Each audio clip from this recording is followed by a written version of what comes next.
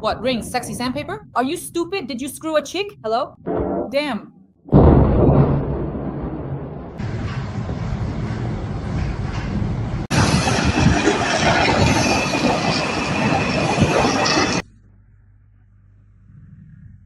Damn, she's growling. Guys, shh. It's 5 to 5.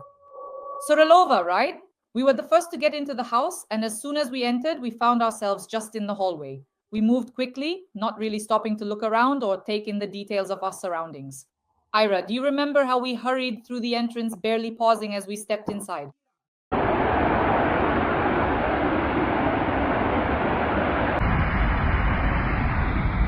I love the substation. Hello, comrades, students. I am a representative of the college. No, here we are sitting, just surviving here somehow for now, little by little.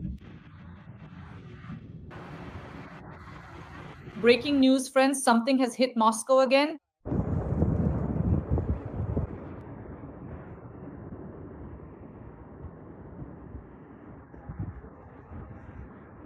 The capital is shaking. Air defense is working nonstop. The largest factory in Moscow is on fire.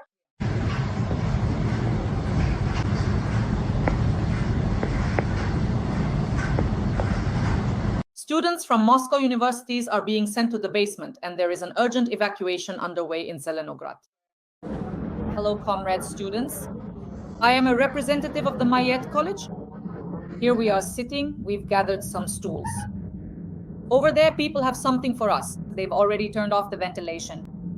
Or turned it on. So we're just surviving here for now, little by little. Meanwhile, there's an attack on Novorossiysk. Damn, she's really roaring out there, guys. Damn, I just saw some absolutely crazy stuff happening. And honestly, I got really scared. We're the first ones to go through this, the very first ones. And our house actually got hit. Mom, right now, Mom, I'm freaking out. I don't know what to do. Do you see that smoke over there? It's rising up thick and dark. They shot at us first at Dad, and I can't stop thinking about it. My heart is pounding. My hands are shaking, and I just keep replaying everything in my mind. I feel lost, Mom, and I need you right now. Holy crap. Dad. So we will, unbelievable. Yeah, I'll film it. Just quick, into the hallway, Ira. What am I seeing? Holy shit. Holy shit. More than 150 drones are entering occupied Crimea at the same time. The peninsula is on fire, power plants, oil refineries, and military bases are under attack. Sobyanin reports that they're shooting down drones with their bare hands.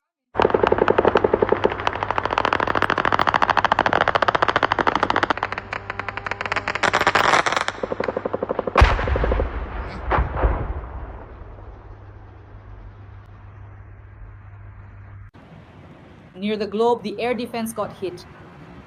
It just exploded over there somewhere, damn it. There's the missile. Like inside. But there's smoke in the city, a fire at a major Moscow enterprise. Just recently, the largest power plant near Moscow was attacked. They hit the plant, damn it.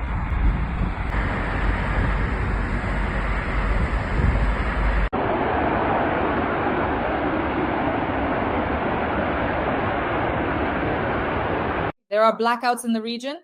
Already once. Oh, it's about to blow up, right? Now it's, look, the black stuff is coming. Are you serious? It came under fire. Or what is that? What is that? Huh?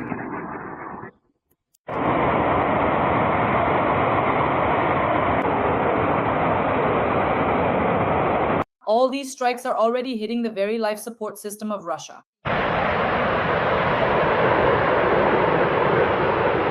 People near Moscow are sitting without electricity or heat.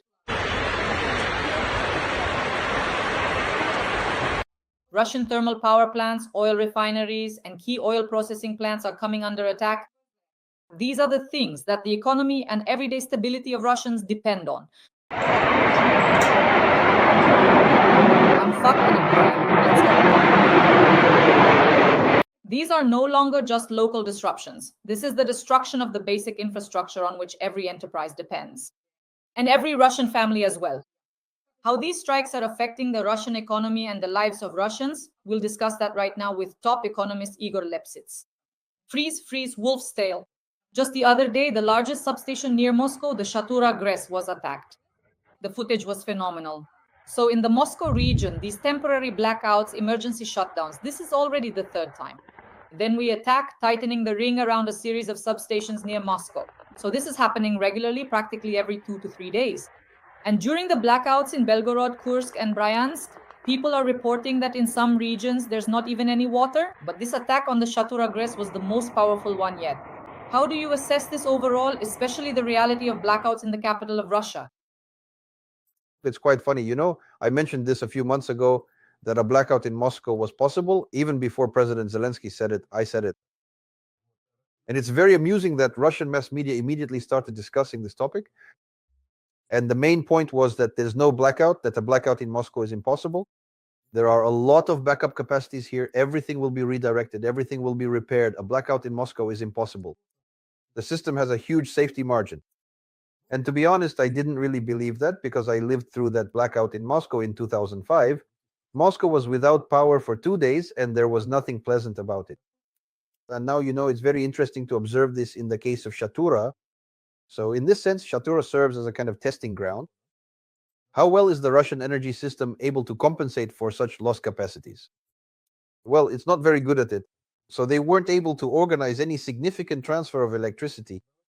They had to bring in mobile power stations to somehow supply electricity to the homes.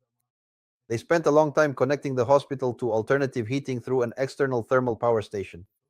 It took them about a day, I think, to connect it. So Shatura is actually a small town. So if there are any serious attacks on Russian Moscow power plants, honestly, I really doubt how Moscow would be able to compensate for that. And there are a lot of these power plants. They are lined up along the MCAD and are very visible. So in this sense, it's not even the same kind of facility as Shatura. Shatura, well, what is really there? Just a small building and a chimney? Oh my God. If you look at how huge these Moscow power plants are, they're just made to be attacked over and over. So if all this happens, I really doubt that Moscow will be able to avoid a blackout. A blackout in Moscow would immediately mean almost total paralysis of Russia's entire banking system. Exactly. And paralysis of the financial sector, everything goes through Moscow. All transactions go through Moscow. And suddenly it would turn out that it's basically impossible to pay salaries or make payments, and retail trade would stop functioning. In other words, a serious disaster would begin simply because all of Russia is tied to Moscow. Moscow is not just the capital, it's the main nerve center of the Russian Federation. It's a transportation hub, a banking hub, a financial hub, since everything goes through the budget. That's why if there is a blockade in Moscow, it would be an extremely severe catastrophe, not just a social disaster for Muscovites left without heat and electricity, with no clear idea of what to do with them in such a situation, but it would also be a blockade of almost the entire Russian economy. That's why this issue is extremely dangerous for Russia. And I don't understand how ready Russia is to deal with it. Right now, the main, sort of theme among these Z correspondents is, damn, we thought the impenetrable ring around Moscow was solid, but it was breached so easily. And honestly, it's frightening to watch. I also watched, just like in those videos, how this Ukrainian drone is flying and they're firing at it with machine guns, but they can't really hit it. Hey. Yes, Igor Vladimirovich, I'm listening to you. Something disappeared on my end. No, you're still here for me. Everything's fine. You're still here. So they can hit it. But actually, the capabilities of Russian air defense to counter drones aren't that great. We've already seen them bringing out anti-aircraft machine guns, setting them up near the Kremlin. Yeah, it's an unbelievable sight. So in this sense, if a serious large-scale combined attack begins on Russian thermal power plants, Moscow, of course, the blocks from Moscow, possibly this would immediately be a major blow to the entire economy of the Russian Federation across the whole territory, since the entire territory is tied to Moscow. Russia turned out to be unprepared for the kind of war that is happening now. Personally, I see a huge number of remote regions in Russia that say they have no water, that they have no electricity, that they have problems. They come out and complain to Vladimir Vladimirovich, so penitently, almost in an Arabic way, with a kind of slave mentality. We have no electricity, we have no water, we have no heat. And when I watch these videos, well, it's just, and some people are even standing in line for food stamps. I saw that. So that's also in the Far East. And they're standing there, it's snowing, it's cold, it's freezing, and they're waiting for food stamps. And it was written that these food stamps, or rather ration cards, will also appear in the Moscow region. I don't understand what's going on. Nobody understands either. We were living well. Suddenly there are some problems and it's not even clear why. There was some minor regional military operation, the special military operation, as you remember, not even a war, just a special military operation somewhere on the outskirts. And for some reason, suddenly there are all these problems. Well, how is that possible? But the war didn't end quickly. It's been going on for 4 years. That's almost like the Great Patriotic War. And it doesn't really feel like victory is in the air. The troops aren't approaching Berlin, right? Unfortunately, there aren't any battles on the outskirts of Kiev. So basically, after 4 years of a very exhausting war, Russia's economy is already heavily damaged. Russians deny this with all their might. Each person individually writes letters saying they have no heat, no water, and that it all seems like a disaster. But overall, they all say, no, everything is fine. We're ready to endure. We're not suffering at all. Everything is good for us. Well, accordingly, their behavior will determine their fate. They will experience all these hardships in full. The economy is indeed already extremely exhausted and destroyed. And right now, we are witnessing a truly fantastic process of adopting budgets for the coming year. The budgets being adopted are fake from the very start. In other words, they are unfeasible, but they are all being passed with absolutely unbelievable figures. That is, the budgets are already in deficit, revenues are currently falling, yet they are adopting budgets for the entire territory of Russia for the coming year right now, with projected revenue growth of 20 to 25% next year. In other words, governors are tasked with adopting the most optimistic budgets possible so they can tell the public how next year they will prosper, live in luxury, and have a wonderful life. All these are absolutely fantastical figures, bogus documents.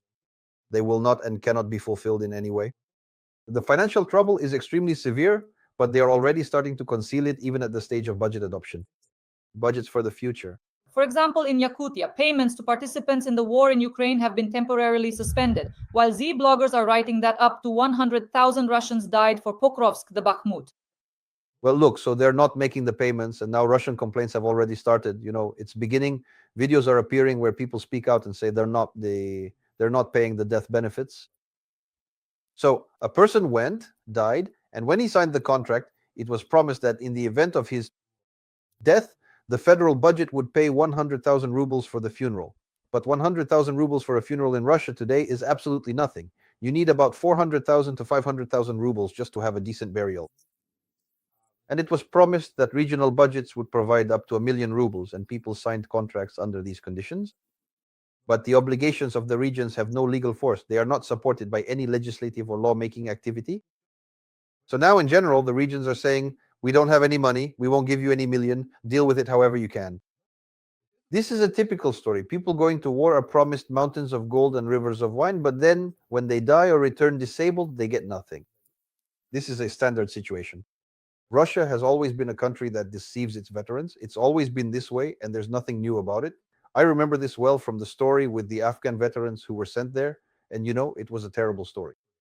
They weren't recognized as combat veterans and didn't receive any benefits. It was said that there were no combat operations in Afghanistan. It was called friendly assistance to the friendly regime in Afghanistan. There was no war there, so you can't get any certificate as a war participant, you can't get any benefits. And for years, they fought to be recognized as combat veterans to get at least some benefits. In this sense, I have no illusions about the Russian government or Russian authorities. They will definitely deceive you, they will definitely betray you, they will definitely rob the war participants. That's why we are already seeing that many regions, first of all, are cutting payments, stopping funeral payouts, and it's hard to say what will happen next. But it won't get any better because the budgets have no money. Most regions of Russia now have budget deficits, and this is only growing. As far as I understand, the budget deficit for the city of Moscow was set at about 500 billion for this year. And now, from what I've heard, the deficit is already over 800 billion. This is Moscow, which everyone thinks is bursting with money, but it has a deficit and the budget is quite large. And it's the same in other regions. So, of course, they will try to buy people off, but there is no money to buy people off. There are probably people in Russia, as the war has shown. There is this grim topic. When I voiced it, I even felt a bit scared myself. But then my colleagues picked up on it. I stopped feeling embarrassed. It turned out that in Russia, there is a huge number of surplus people who are needed by no one, a huge number of men who are not needed by anyone, not by the economy, not by children, not by families, not by wives. Basically, they don't even need themselves, so they sign a contract, go off, and die. That's why those Z cups and war correspondents can wave their hands around all they want. But the vast majority of men in Russia are needed by no one. They have no prospects in life, and they don't really have a meaningful life. They go and sign up to kill Ukrainians. So it turns out that Russia is a country of mass murderers. That's the picture. That's what the war has revealed. It's a terrifying definition, but as you can see, hundreds of thousands of people have signed contracts for the right to become hired killers. Well, that's just the reality of the situation. I've put together a mixed bag of news for you, news that Russia has earned. So listen up just so you can reflect on it later. The Rostov region wants to introduce gasoline sales by passport. Gazprom is selling the refinery in Salavat to cover its losses. It's a nightmare over there. Half of small businesses in Russia could shut down due to rising taxes. The savings of Russians have reached an 8-year low. Dasha, as you may know, I have a channel on Telegram. For me, that channel, I call it the Chronicle of a Foretold Suicide.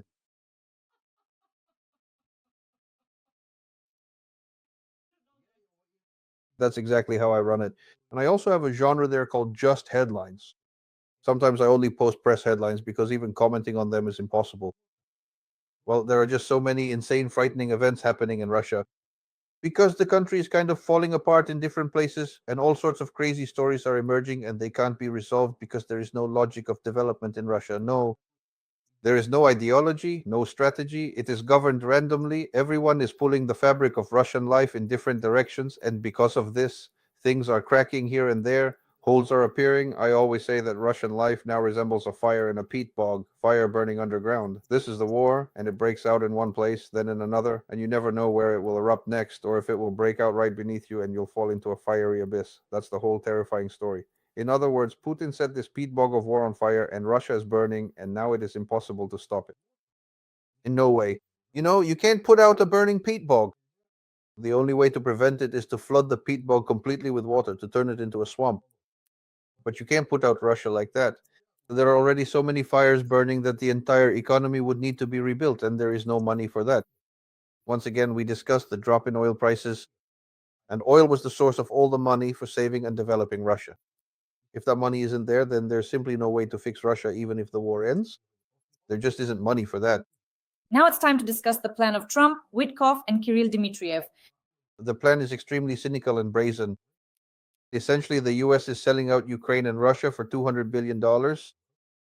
So Putin gives up his frozen 200 billion out of 350, which in any case, he would have had a hard time ever getting back. He's selling them.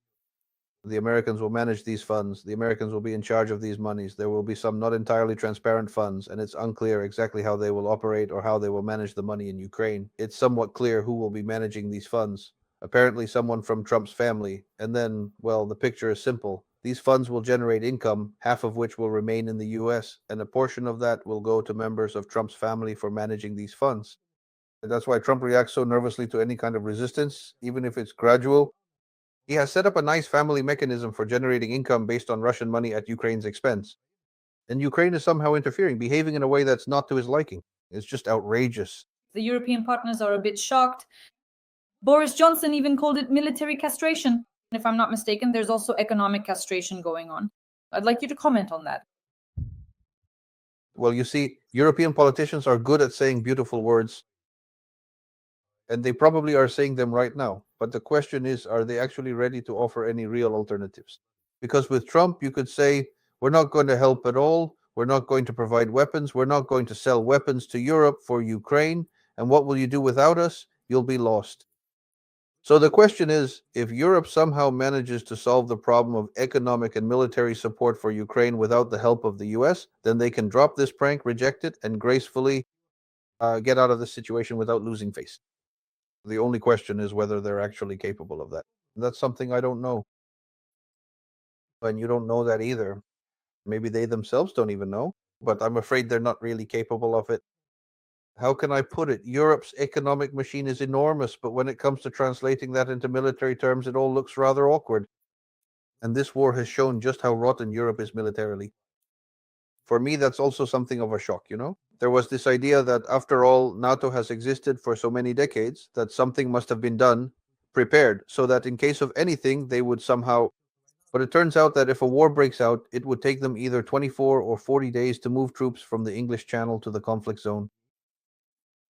That's an unbelievable number. You could walk across Europe in that amount of time, and it would take them that many days to move troops just because in some places the rail gauges are different and in others the bridges are in terribly poor condition. So it's just a nightmare when it turns out that in general NATO's military machine, the North Atlantic Bloc, is a complete sham, an utterly useless system.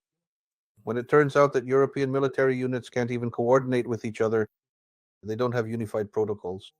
All this talk about rapid reaction forces, about NATO supposedly being able to deploy quickly if needed, those are strange claims as well. So, in short, it turned out that from a military standpoint, the European potential hasn't amounted to anything real. And the military industry is weak and developing slowly. And they're only planning to get something done by 2030 or so. By that time, you could die twice, three times, even four times. So, unfortunately, the situation is that the US has a powerful military industry, it has arsenals, it has weapons, but as for what Europe has, it's hard to say.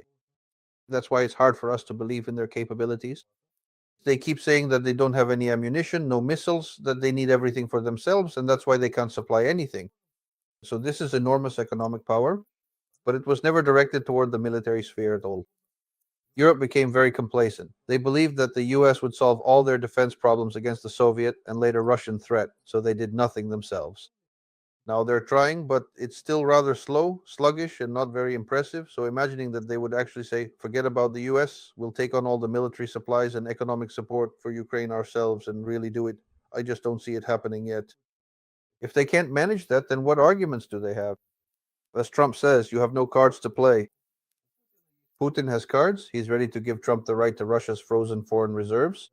Those are cards. But what cards does Europe have? Honestly, I don't really know. So for now, the situation doesn't look very cheerful. A contentious issue is the joint projects between the US and Russia. We all understand perfectly well that the only thing Trump cares about in this life is money and lots of it. And that, in principle, is his main priority and the measure of everything for him. So, what do joint US Russia projects actually mean? What kinds of projects could these be after the war ends? And is there any element of corruption here, nepotism, a family clan? Because I noticed that this plan was actually written by Kushner, and he's someone close to Trump, his son in law. And Dmitriev, please, the floor is yours. Trump and Kushner are not just close associates, they're not just relatives. It's important to keep in mind that Kushner is practically Trump's shadow cardinal. So if you look into it, it was actually Kushner who organized Trump's election. He acted as a sort of shadow leader of his campaign headquarters and set everything up. So Trump's entire victory was really achieved through Kushner's efforts. That's why it's extremely important. He's not just a relative or son-in-law. This is a very serious matter. And it's clear that basically we're talking about the emergence of three funds formed from the 350 billion of frozen Russian assets. One of them is formally purely American, from which 50% of the income goes to the USA, though it's unclear for what reason. Then there are 100 billion, it's not clear how, but apparently also in America. And 150 billion is precisely Russian American. Apparently, all of them will be managed by Kushner in one way or another. And accordingly, these profits will largely end up going to the Trump family. As I said, so basically the story is that Russia gives its foreign reserves to the Americans, but in exchange for that money, it essentially buys Ukraine in the form that suits it. This is exactly the kind of cynical, disgusting, utterly vile picture we're seeing. But whether the European Union will be able to prevent this vile turn of events is still an open question for me. I don't know. Whether they can or can't, I don't really believe it at this point.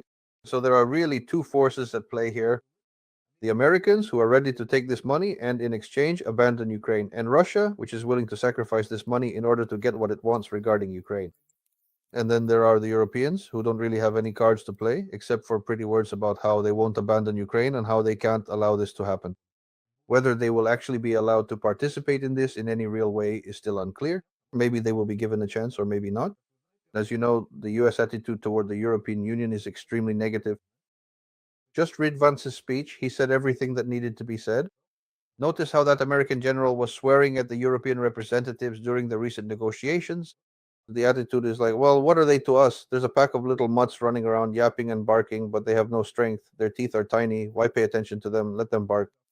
But we'll make serious deals with Russia. For this money, we'll give Ukraine to Russia in whatever form Russia is ready to accept it. Everything will be fine. A showdown between Zelensky and Trump could happen as soon as this week. Peskov immediately responds saying, "We haven't received any information at all about negotiations involving the US, Ukraine, and European countries in Geneva. We don't understand anything. We don't know anything. What do you have to say?" Well, I repeat, if they see that the options suit them and they get what they want for their money, they will sign these agreements. If the terms they wanted to get are changed, they will say they are not ready for this at all, and the war will continue as it has so far. The situation is clear, so all these maneuvers by the Europeans are probably good, useful, and desirable for Ukraine, but will they lead to an ideal outcome? Will some document be signed and the fighting stop? I can't say for now. I don't know. Igor Vladimirovich, regarding this statement, in fact, in the first 28 points, it was mentioned that Russia is coming out of international isolation. There was a point about amnesty and also that Russia is returning to the G8. I would like you to comment on this. Well, Russia wants to come out of this as if nothing happened. So, as you can see, there's really nothing there about reparations. There's nothing at all. There's no statement that these are war criminals who should somehow be punished. Russia wants to come out of this clean, to come out of the war unscathed, to come out of their crimes as if they're innocent, as if nothing happened. That's the story here. And they don't think they should have to pay for it all. They believe they're already paying a hefty price. And apparently, Trump has accepted that price, which is why they're now brazenly demanding that everyone just forget what they did in Ukraine. They paid $350 billion. So forget about it, and that's it. But of course, it still won't work out in full because it's obvious that under no circumstances will the US or the European energy market be handed back to Russia. Not under any conditions. They didn't seize control of this market just to give it back to Russia later. That's why Russia still won't get the European market. Without this, in general, the exit from sanctions will not greatly strengthen the Russian economy. In your opinion, does this mean that the negotiation process will reach a dead end again? Because Ukraine will change these 28 points in order to benefit himself, and Russia will simply not accept all of this. Essentially, the issue is that if Trump doesn't get his money, he'll say, I've done everything I could. I'm washing my hands of this. There will be no more aid. We won't supply weapons. Let these two countries, Russia and Ukraine, fight with what they have. And in the end, when they're exhausted, they'll sign negotiation documents and the war will be over. Trump keeps saying that we're here to save human lives and you're trying to kill as many people as possible. This is madness. That's how he sees the situation. Right now, he senses a direct personal financial interest in this contract, in this deal, in this agreement, managing these funds, the income that will be coming in from it. And you're trying to take money away from him personally, from his family. And what are you offering him in return? Does Ukraine have anything to offer in return? Nothing. That's why he keeps saying that Zelensky has a weak hand, that you can't offer me a bribe. Let's just call it that. Trump is easy to manage and control when he's given a personal bribe. Like you come to Switzerland, bring a gold bar, bring a Rolex gold watch, put it on the table in the Oval Office, promise some investments, and as a result, you get a significant reduction in tariffs. So that's how you have to deal with Trump. He's a simple guy, as simple as they come. You bring the cash, you get the deal. No cash, get lost. That's about it. That's the language. That's Trump's mentality. And Ukraine has nothing to offer him. But Russia has 350 billion in good money. Invest at 3%, get 10 billion every year. Even if it's 10 billion, 2.5 goes to Trump's family. There's something worth fighting for. Igor Vladimirovich, let's say, for example, the situation with this fund, we've understood what Trump wants, what his family wants, but how will Europe react? Because from what I've seen, European leaders were outraged specifically by this fund for managing frozen assets. They don't understand why 50% of the income, the profits, are planned to be given to the US. Dasha, what role do they play in these negotiations? Well, really, you have to understand what can they do. They can supply Russia, that is Ukraine, with enough weapons. No, the whole idea was that they would use Russian foreign exchange reserves and issue a reparations loan against those reserves, and with that money buy weapons from the US to supply to Ukraine. That's the picture here. So they have no trump cards. They don't have their own massive military production. They don't have combat units prepared to go into Ukraine. They're not ready to close the skies over Ukraine. Europe isn't prepared to do any of that. All they have are pretty words saying that they're participating in the negotiation process and that no decision can be made without them.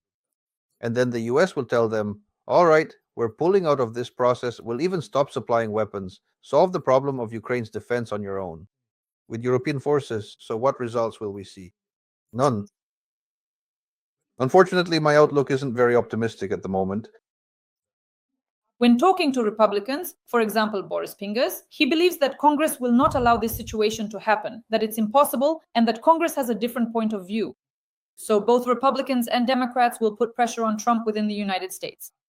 In other words, they won't allow a situation where intelligence data isn't shared with Ukraine, and on top of that, American arms companies that want to make money, they want Europe to buy weapons from them.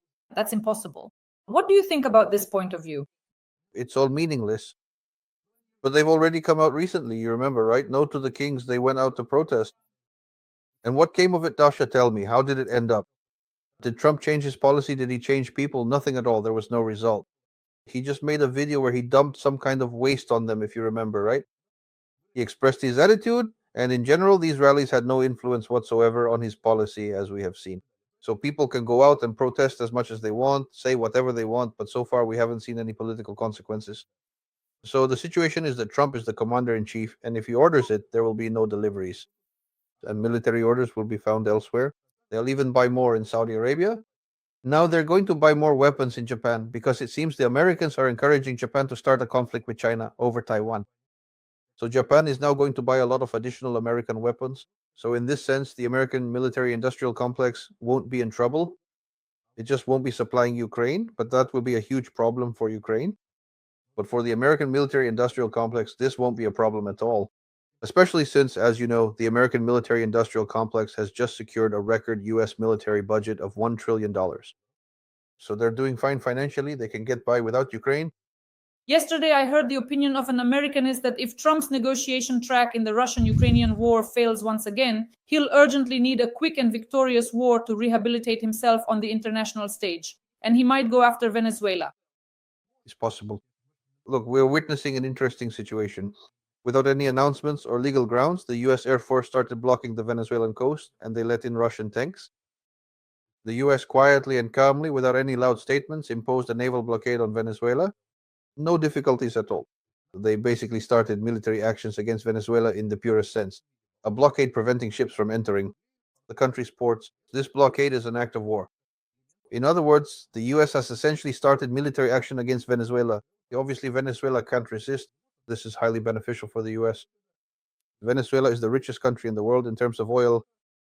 It's all clear because US refineries are well set up to process Venezuelan oil. That's why these oil supplies will go straight to familiar, to native refineries. Everything will be just fine.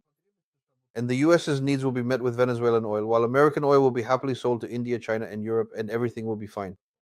And the war will be convenient close by and will be justified under the pretext of fighting drug cartels and who knows what else. But all of this is quite possible. Friends, please support our content. Igor Ilyich, Igor Vladimirovich, thank you, and I hope to see you again soon. All the best and take care.